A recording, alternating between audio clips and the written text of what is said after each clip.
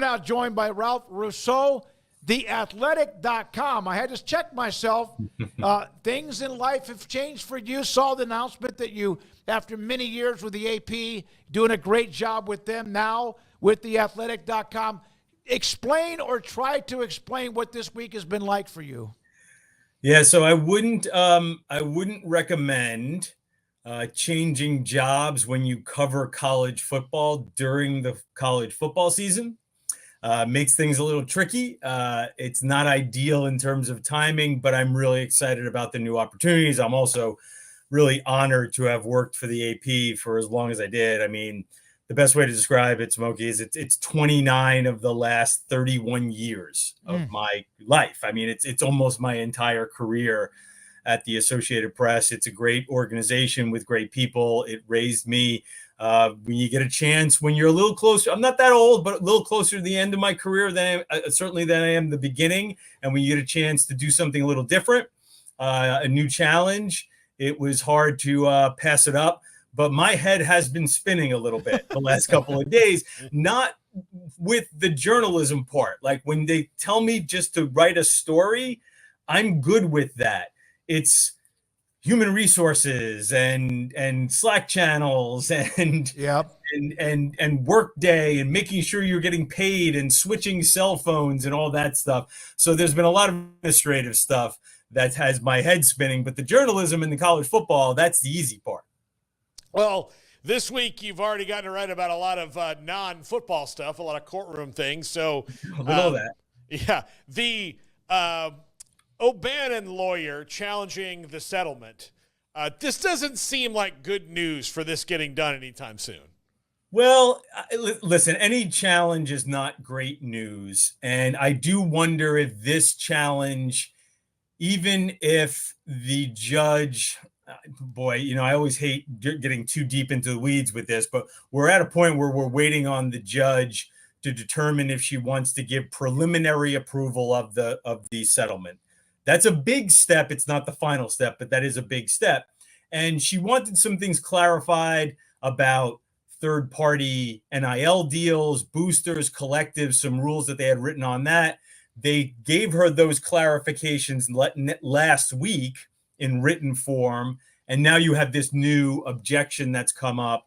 And again, the fact that it's coming from the O'Bannon lawyer, you know, guys, not all lawyers like each other. So there's an interesting interplay here between lawyers who have had success suing the NCAA, but they're not always aligned with each other. And I think that's the situation here, where you have one lawyer, all these lawyers understand the systems and they all understand college sports and the frailties of them legally.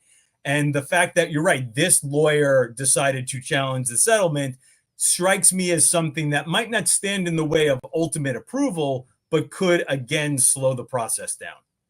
Ralph, another thing off the field from this week, we were talking about it before you joined us, was Greg Sankey's comments from the podcast that he did, where he was talking about the Super League idea, the 70-team version that had been thrown out there, and how it's not his job to dumb down the SEC to help float everybody else.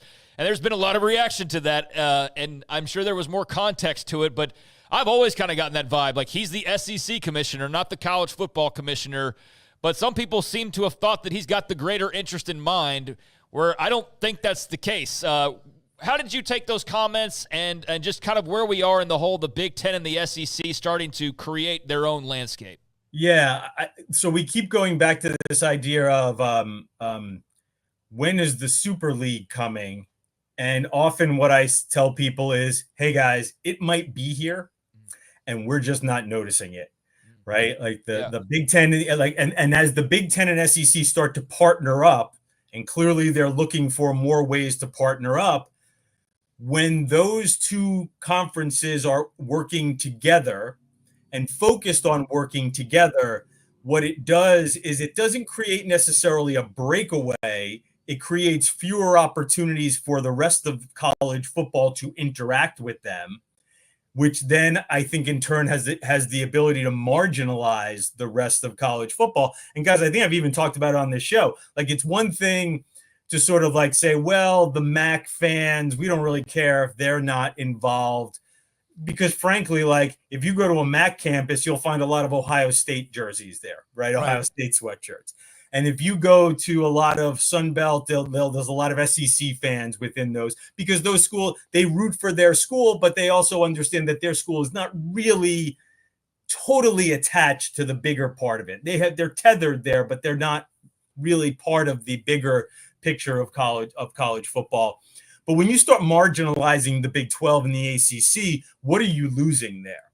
And are you then fracturing your audience in a way that alienates a big chunk of people who really love college football, and you're narrowing the focus onto just two leagues? Maybe not. I mean, I've been literally was just talking with somebody who's giving me some data that says, people like the best of the best, and they tend to be drawn to that.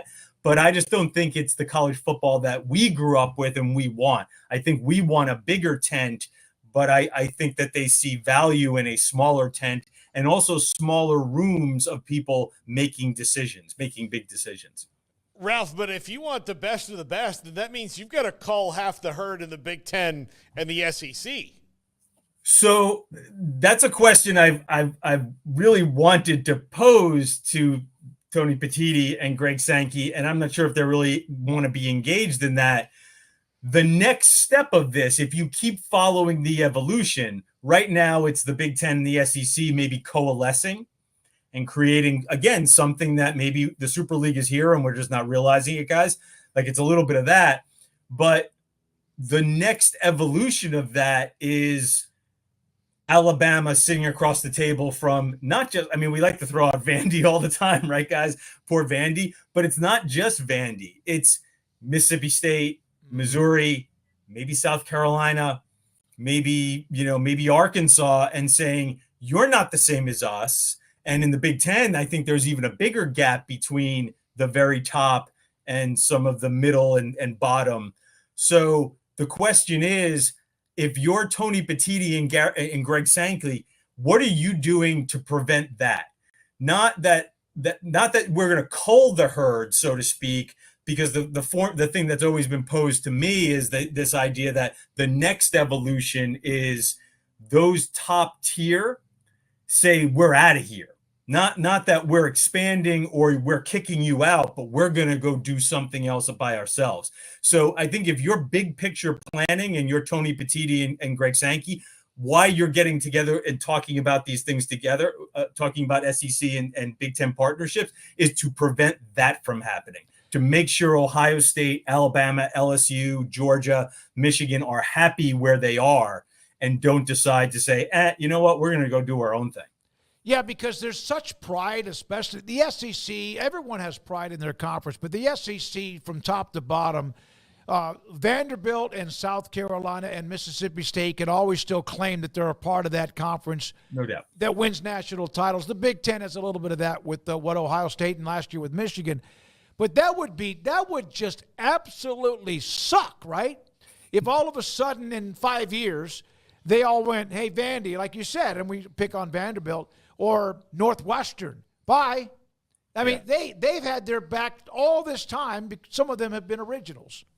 Yeah, and it goes back to a little bit of the idea of like, why are you grandfathered in, right? I think that's one of the problems when you look at, hell, if I'm in the Big 12 and I'm any Big 12 school, whether it's from Stillwater to Salt Lake City, to Provo or down to Waco, right?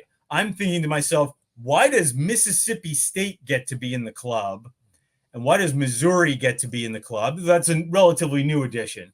But a Mississippi State or an Ole Miss, and I don't. Like, just because they happen to sign the papers, back 60 or 70 years ago, like, there's not that much difference between a lot of those schools and what you see in the Big 12 and even big chunks of the ACC. So why do you get to be in the club and we don't? And I could understand that being, really, really frustrating, again, for others looking on. But also, again, like, I think if I'm at one of those second tier Big Ten SEC schools, that's my long-term planning. Like, when I go in my meetings and talk about 5-10 years from now, it's about what happens in the next television contract And what happens if they start thinking, what happens if we're the ones who get left behind, right? At a certain point, it's just the next, like right now, Washington State and Oregon State were the ones who got left behind. And now the next wave of who will be the next wave of who gets left behind. And then 5 years after that, what will be the next wave of teams that get left behind? So that's what I'm constantly thinking of if I'm in an AG chair. You know, Ralph, what you said about, why are these teams in the club and why not me? I think that's precisely why Clemson and Florida State feel the way that they do. Oh, no doubt. It's not so much about the ACC and their lack of money. That's a huge part of it. It's just that they look over and they see Rutgers making this money and they see Vanderbilt making this money, and they're like, whoa, wait a minute. Like, that's, we've got national titles. We should be making this money. And then when they talk to the ACC and they're like, well, you're in this league, we're not that lucky. And then they're like, well, now we can't have this going on. Well, it's not just the money thing. It's mostly money. Listen, all of this is mostly money, but it goes back to, I'll bring it back to what you guys lived through in the Big 12 with Oklahoma and Texas leaving. Those schools, right or wrong, but the perception that those schools felt like was, aside from the money, not having SEC on the jersey was becoming a disadvantage in recruiting. They were being thought of as less than, and it was hurting their. Now, again, frankly, it's easy for Texas to say that because Texas likes to blame others for their problems, right? I mean, Texas was in the weeds for 10 or 15 years, and I think there was a little bit of like, well, it's not our fault. It's just damn conference, right? But I think there was a modicum of truth to that we have gotten so far with, whether you want to call it narrative, whether you want to call it truth. I mean, there's a lot of data to support what the SEC has done, and that it is a cut above the rest. But the fact of the matter is, I think it's not only the money. The money's a big part of it, but there's a perception that you are less than if you are not in one of those conferences, and especially the SEC. And I think that's where Florida State and Clemson are also thinking. It's like, how long can we compete with them? Not just because of the money, but because we have kids telling me, nah, I want to go play in the SEC and you ain't SEC. Ralph, good stuff, man. Congratulations. So I am thinking about getting a computer this week, a laptop. You're telling me don't do it, right? You're telling me don't do that in the middle of football season. It's definitely here's the other thing too. If you got a minute, the other thing too is, like, when you do this thing in the middle of football season, when you make a job change, like, there's a whole bunch of it, again, administrative stuff, or like, hey, did I copy all those email down? Yep. When they turned my email off at the old shop, did I bring everything with me? When I don't have access to that old computer, does it mean like now I have to reset every password that I didn't write down because I'm lazy and my computer has remembered them? So there's a lot of that stuff that goes on when you switch jobs that, again, has very little to do with your job, but more about trying to be an organized person, which I am really not, and I am certainly not during the football season. Yeah, no, it's a beatdown. I'll show you the boat anchor power supply he has on his desk. We're trying to get it. Look at this. Yeah. Like, if I unplug my laptop, it'll be dead in 5 minutes. Last thing. Did you I had one of those. You did? Okay. Did you have a vote in the AP Top 25, and will you have one now? So I did not. I did, just to clear that up. Right. When you work for the AP, you administer the poll, you count the ballots, you pick the voters, you write stories. I never voted. I am not going to have one now, like starting now. But I could conceivably have one in the future. Yeah. That feels weird to me, right? Like when you like when you just get flipped and now you're in a different position in a relationship. Like, that feels a little weird. But I think, like I said, right now, I don't think that's a good idea for me. I'm still learning the ropes at a new job. And I do think voting is a lot of work and it's a lot of responsibility. And I would want to take it seriously.